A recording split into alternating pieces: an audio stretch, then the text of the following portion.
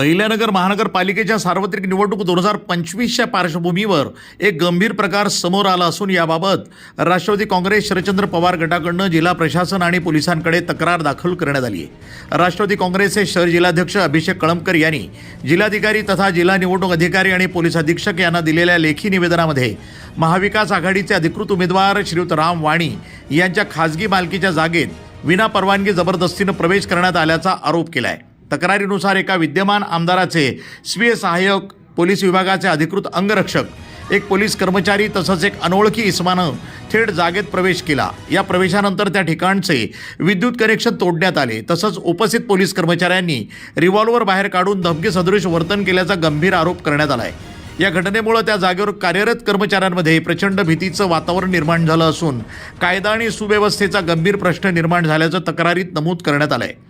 निवडणूक कालावधीमध्ये अशा प्रकारे शस्त्र दाखवून दहशत निर्माण करणं, खाजगी मालमत्तेमध्ये बेकायदेशीर प्रवेश करणं तसंच राजकीय दबावाखाली पोलीस यंत्रणेचा गैरवापर होणं हे निवडणूक आचारसंहिता, भारतीय दंड संहिता आणि लोकशाही मूल्यांचं सरळ उल्लंघन असल्याचा आरोप करण्यात आला आहे। या संपूर्ण प्रकरणाची तातडीनं चौकशी करून संबंधित व्यक्ती आणि दोषी पोलीस कर्मचाऱ्यावर कठोर कायदेशीर आणि शिस्तभंगाची कारवाई करावी अशी मागणी राष्ट्रवादी काँग्रेस शरदचंद्र पवार गटाकडून करण्यात आली आहे। तसंच भविष्यात अशा प्रकारच्या घटना घडू नयेत यासाठी प्रतिबंधात्मक उपाययोजना करण्याचे आवाहनही प्रशासनाला करण्यात आलं आहे। दरम्यान या तक्रारीसोबत संबंधित घटनेचा व्हिडिओ पुरावा देखील प्रशासनाकडे सादर करण्यात आल्याची माहिती देण्यात आली आहे। अहिल्यानगरमधील निवडणूक प्रक्रियेमध्ये वाढत्या तणावाच्या पार्श्वभूमीवर हे प्रकरण अत्यंत संवेदनशील मानलं जात असून प्रशासन याकडे सर्वांचं लक्ष लागलं आहे। यावेळी खासदार निलेश लंके, माजी महापौर अभिषेक कळमकर, माजी नगरसेवक संजय झिंजे आदींसह राष्ट्रवादीचे कार्यकर्ते मोठ्या संख्येनं उपस्थित होते। प्रतिनिधी मोहसिन शेख, न्यूज टुडे 24 अहिल्यानगर। दुसरी गोष्ट त्याच्यासोबत आहे ना, इथले स्थानिक आमदार त्यांचा स्वीय सहाय्यक आहे, ते पाहिलं असतो। पूर्वी पण म्हणजे शासकीय स्वीय सहाय्यक होता, आता नाही आहे, पण आता त्यांच्यासोबत असतो। त्यांच्यासोबत हे जे अंगरक्षक आहेत, तुम्ही काल व्हिडिओमध्ये पाहिलं, ज्या वेळेसपासून आमच्या माणसाला या गरीब कुटुंबातला उमेदवार आहे आणि त्यांच्यासमोर आहे ना यांचा शहराध्यक्ष उभा आहे, ज्या वेळेसपासून उमेदवारी भेटली तेच सांगते साहेब तुम्हाला काय काय त्यांच्या मागं कुठं जावं ना लगेच माझं त्यांची येतात काय मला ते दोन जेवण होतात आणि कुठं हे आई हे प्रचारात जातात तर मागे येतात ते असं काय आता आमचं ऑफिस आहे तिथे समोर तिथे येऊन बसतात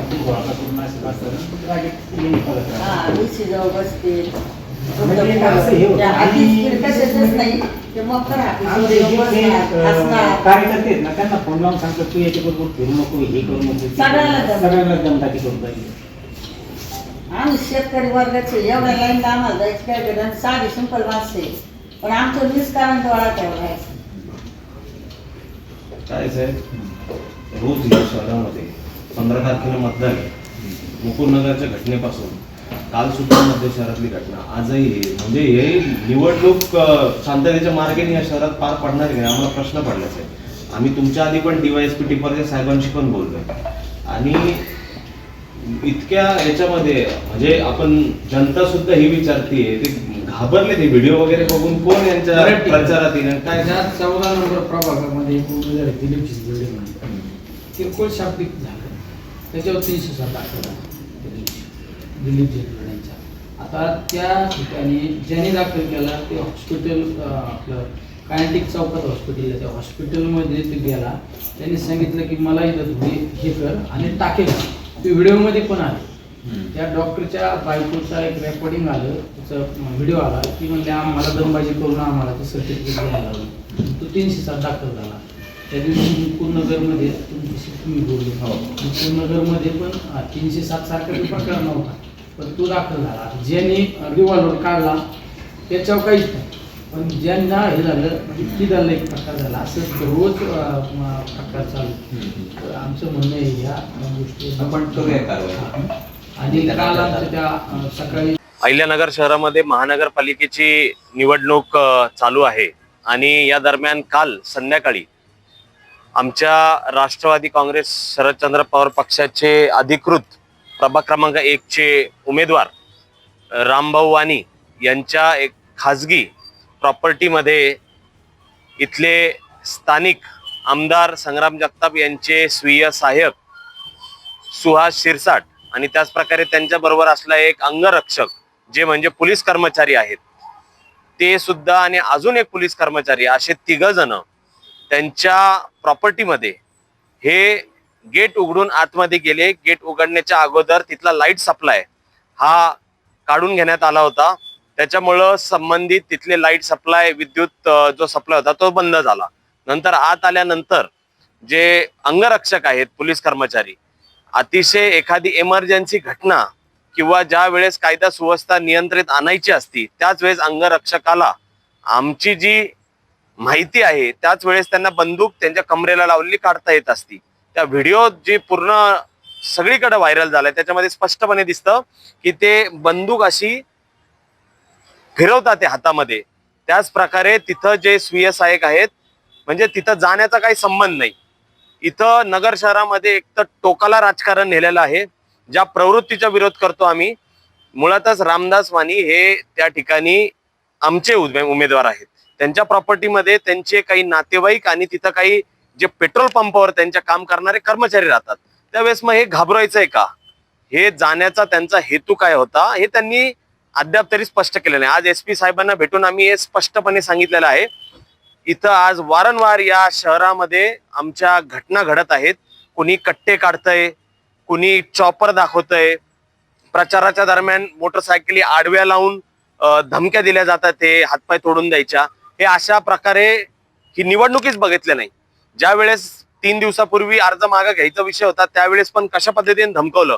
मुळात हे महायुतीची आणि मला अतिशय कालच भारतीय जनता पार्टीच्या प्रदेश अध्यक्षांनी इथं येऊन एक विनोद त्या ठिकाणी सभा घेऊन विनोद सादर केला. त्यांनी सांगितलं की भयमुक्त शहर आम्हाला या महापालिकेच्या निवडणुकीमध्ये आमच्या सगळ्या जनतेला आम्ही भयमुक्त शहर देऊ. अरे तुमचे जे सगळे स्थानिक इथले लोकप्रतिनिधी आहेत त्यांच्या विरोधातच अनिल भैया राठोड साहेबांनी या ठिकाणी भयमुक्तीचा नारा दिला होता. हे त्यांनी कदाचित विसरले आहेत. आणि तिकडे सोलापूरमध्ये भारतीय जनता पार्टीच्या जे उमेदवार आहेत त्यांच्या विरुद्ध जे उमेदवार थांबले होते त्यांचा खून झाला. तिथली पार्श्वभूमी काय हे सगळे जे मोठे मोठे नेते येतात बाहेरून यांनी खऱ्या अर्थाने याची आत्मपरीक्षण केलं पाहिजे. आणि मला विशेषतः इथले पालकमंत्री राधाकृष्ण विखे पाटलांना या ठिकाणी सूचित या ठिकाणी आमच्या पक्षाच्या वतीने आणि या नगर शहराच्या जनतेच्या वतीने कळकळीची विनंती या ठिकाणी करायची आहे की आपण इथं या कायदा सुव्यवस्थेच्या निवडणुकीच्या दरम्यान ही बिघडावी नाही यासाठी लक्ष घालावं. नाही याच्यामध्ये SP साहेबांना आमचं सगळं शिष्टमंडळ जे तक्रारदार होते उमेदवार रामदास वाणी हे सुद्धा होते आणि खासदार निलेश लंके साहेब होते. SP गार्गे साहेबांनी स्पष्टपणे आम्हाला सांगितलेलं आहे आम्ही कारवाई करणार आहोत आणि आमचं जे तक्रारदार आहेत या निवेदनच त्यांची फिर्याद आहेत असं मला ते सांगून गेलेले आहेत. त्याच्यामुळं ती फिर्याद दाखल करून घेण्यात यावी असं आमचं मागणी आहे.